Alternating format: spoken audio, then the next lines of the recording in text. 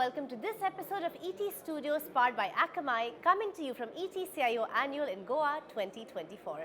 I'm your host Divina Lason. Now in this series, we're thrilled to bring you conversations with India's leading CIOs to get you unique and exclusive industry insights. Today we're here to decode operationalizing an effective security architecture. Without any further ado, it's my pleasure to welcome very esteemed guests today. We have joining us Gaurav Gulati, Group CIO, Motherson Group, and Mitesh Jain, RVP India Region, Akamai Technologies. Gentlemen, thank you so much for joining us today on ET Studios. It's a pleasure to have you here. Thank you for having me here. Yes, thank you. We're here to talk about a really interesting and important topic. And in fact, Gaurav, let's deep dive with you right away. Your perspective coming from the manufacturing background. Now, surely on your platforms, you have multiple internal, external users logging in, using your applications. That must open up this space, of course, for all kinds of threat. So just want to get your sense on how you really deal with threat of credentials, credential abuse. Is your organization ready for it, really? Yeah. And what's the way forward? So basically, as we know that credential theft is one of the key loopholes what the malicious actors exploit. And with the spread around workforce and then after COVID, everything went remote. So that got amplified in that sense. Directions. One, obviously, technologies like multi-factor. But in that, it's very important to understand that it's again an evolving space. We have seen multi-factors getting breached by certain angles. So evolving that continuously is the game like.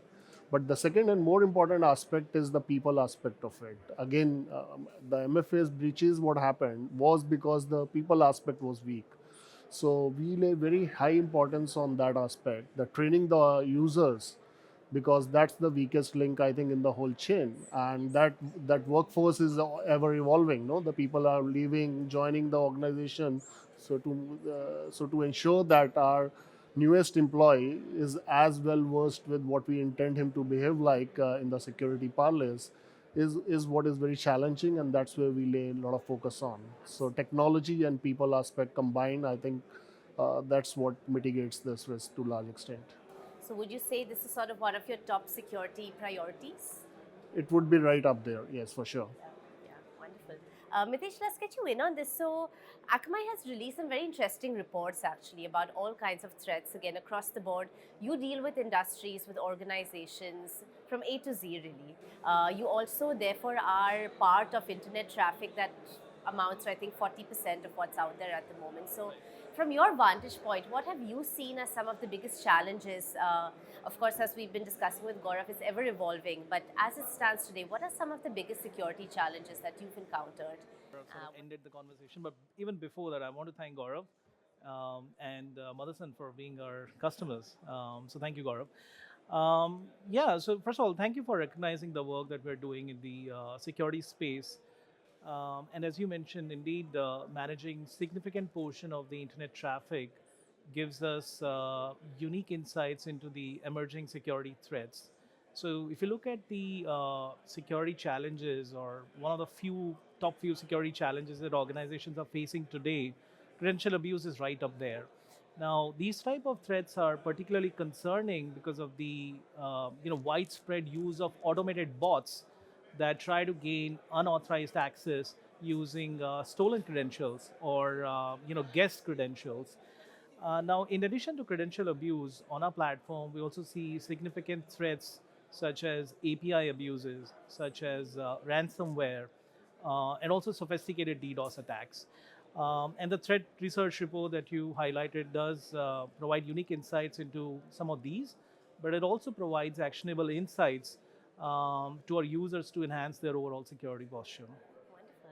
So thanks for that background. And now from credential abuse, let's get a little bit of input on zero trust. Now, of course, Gaurav, zero trust has been around for a long time. Of course, organizations have been in various stages of implementing, but surely there are certain challenges that, as you said initially as well, they are ever evolving. The landscape is ever evolving. But how do you see zero trust implication as it is today? And what are some of the biggest challenges that you've experienced? As a capability, I think it's something which is very, very critical to have. So it's not a choice.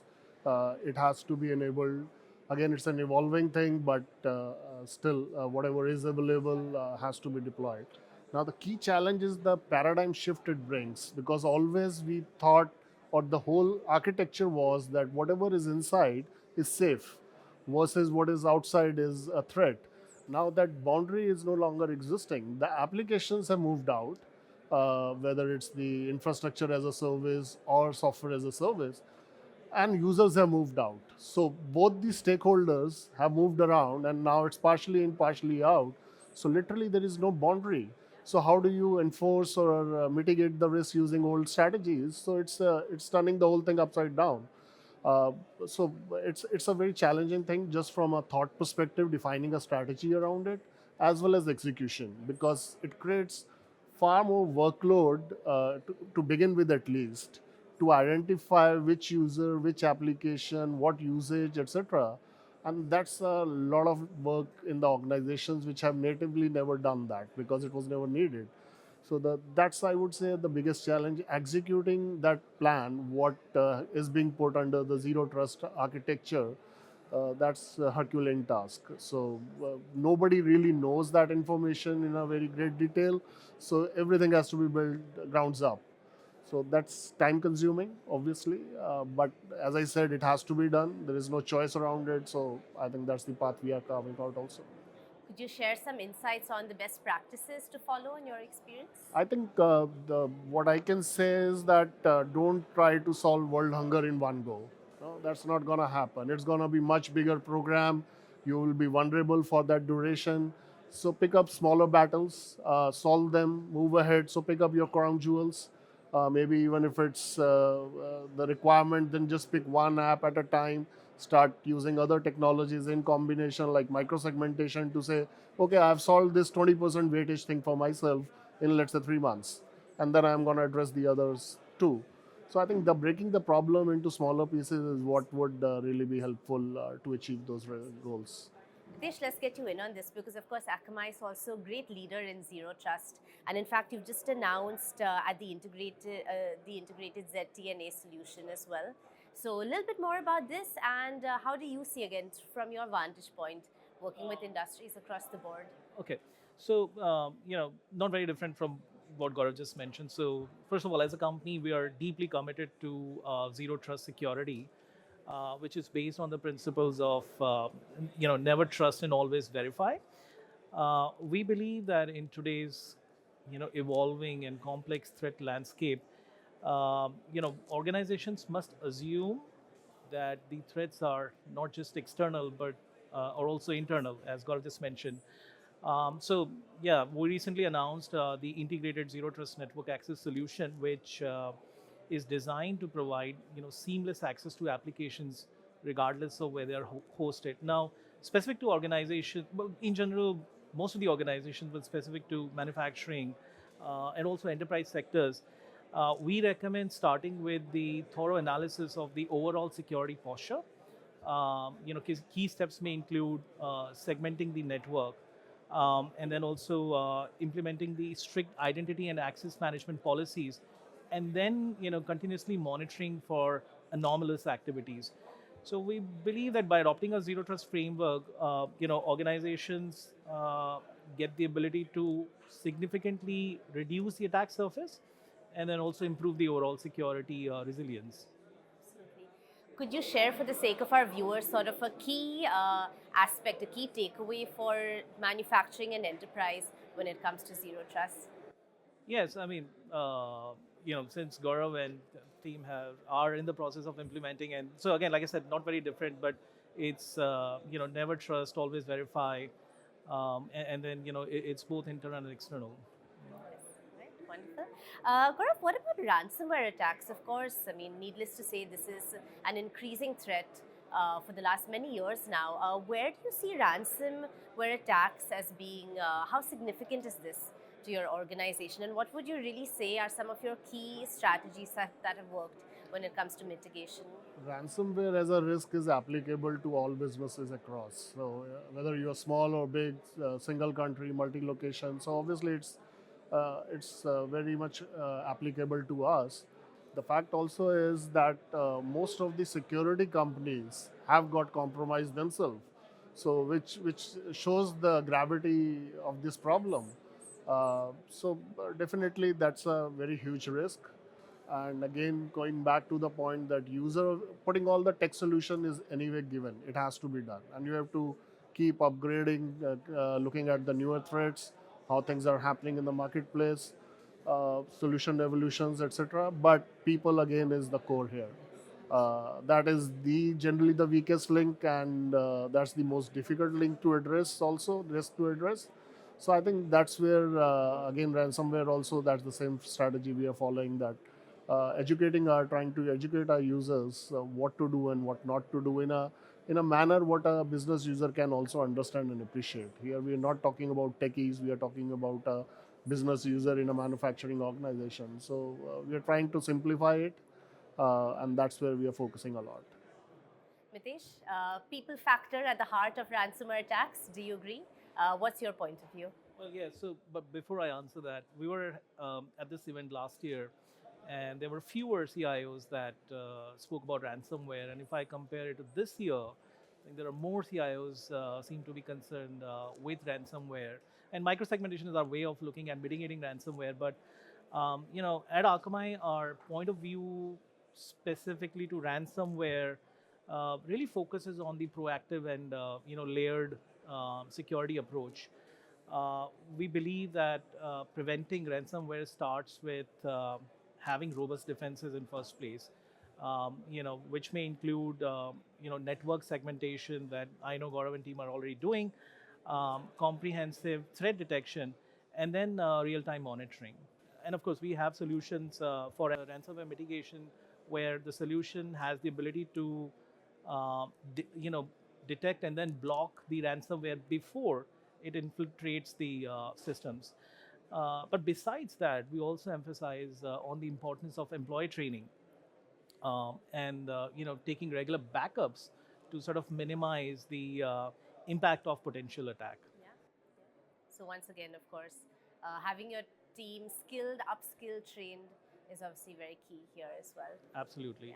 Yeah. And I also believe that by combining these advanced security technologies with the best practices, organizations can significantly reduce the risk and impact of a potential ransomware threat. Yeah. Also, I think the paradigm is that while you have to ensure you do everything that such a thing doesn't happen to your organization, but the strategy should be defined basis that it is going to happen, and it's just a matter of time. So, from a strategy perspective and the planning perspective, you have to consider that it's going to happen. It's just a matter of time, and what you are going to do in that scenario, or how you're going to curtail the blast radius or the impact, how you're going to get back to business, what is your critical things and not. So I think planning perspective, you have to overcome that mental block that I will do everything good and then it will not happen to me. So while that's your goal and that's what you have to strive, but your plan needs to have what if it happens. I Yeah, think and that's very key. yeah, and if I can just add to that, I think the core philosophy is that regardless of the measures that we put in, attacks will happen. So the idea is when that happens, is there a way for us to sort of minimize the blast radius? And I think that's the approach we are taking with the organization that we're working with. So scenario planning something that is a big part of your strategy? Yeah, definitely. Yeah. So again, layered approach. If one layer is breached, how do we contain it at next layer, third layer, fourth layer? And history teaches us a lot. No, if you go back in the old world, also that's how kingdoms used to protect their assets. No, the palace used to be on top of a hill. Then they would build a water body around it. Then when they will build narrow alleys. So all those was layers. If they could have just said, no, king is very powerful with a large force, they need not do all of that. So I think history teaches us a lot. That's a great analogy there. Before we wrap up, Gaurav, just one more aspect that I'd love to get your input on. Of course, the world is moving more and more towards using bots, right? Good bots, bad bots. Could you take us through some of the bots that you're sort of concerned about, the areas that you, again, see as high-risk areas? Yeah, while I think on the technology sides, bots trying to exploit APIs and whatnot, uh, I think that part is definitely there and it's high risk. But fact is also the defense has moved to the AI, right? So it's AI versus AI kind of a battle. Who configures is better, who's more up to date is the thing. But I think if you ask me, what worries me is the deepfake videos part of the story. Because again, third time probably in this conversation, going back to the people aspect, people, we were teaching them all through that don't trust the emails, don't trust messages, don't do when things are on an online offline mode, but call the guy. No, if it's something more critical, have a video call. Now here's a video call right there from a person telling you to do something, and that's not what it is. So again, that's something which worries me a bit, both on a personal account as well as business side. I think that's a very tricky thing, because if you say don't trust the person in front of you, whether it's a video chat, still, because people are not going to be always in same room, so business has to move. So that's very tricky one. Yeah, yeah, fair. Mitesh, your thoughts on this, and also, again, as Gaurav is alluding to, AI is. I mean, you can't have any conversation about security and technology without AI. Well, that's absolutely the way. So, what is your perspective on AI for security, and vice versa, security for AI? Yeah, it's interesting. So first of all, at Akamai, we recognize that AI can be both a powerful tool, but at the same time, potential risk in terms of threats. So from our perspective, when it comes to AI for security, it really means leveraging the artificial intelligence to enhance threat intelligence, to automate responses, and to also be able to predict potential attacks with greater accuracy. So when we look at AI and how it is helping us today, it is really helping us analyze the vast amounts of data on our network to analyze to first of all analyze data and then identify patterns and anomalies which would be impossible for human eye to catch. So that is insofar as AI for security is concerned. Now, conversely, security for AI could mean really protecting these AI systems themselves, from adversarial attacks, and also ensuring the integrity of AI models and data. As AI becomes more mainstream and is integrated into our critical systems, it's absolutely important and critical for us to, protect these AI systems from exploitation and manipulation. So we believe that by advancing both AI-driven security and ensuring security protocols for AI, we can really harness the benefits of AI while at the same time mitigate the risks for the AI itself. Yeah. Yeah, it all goes hand in hand, ultimately. Yes. Yeah, Yes. absolutely. All right, gentlemen, thank you so much. Thank you for being here and sharing all your insights. It's been an absolute pleasure to have you here on ET Studios.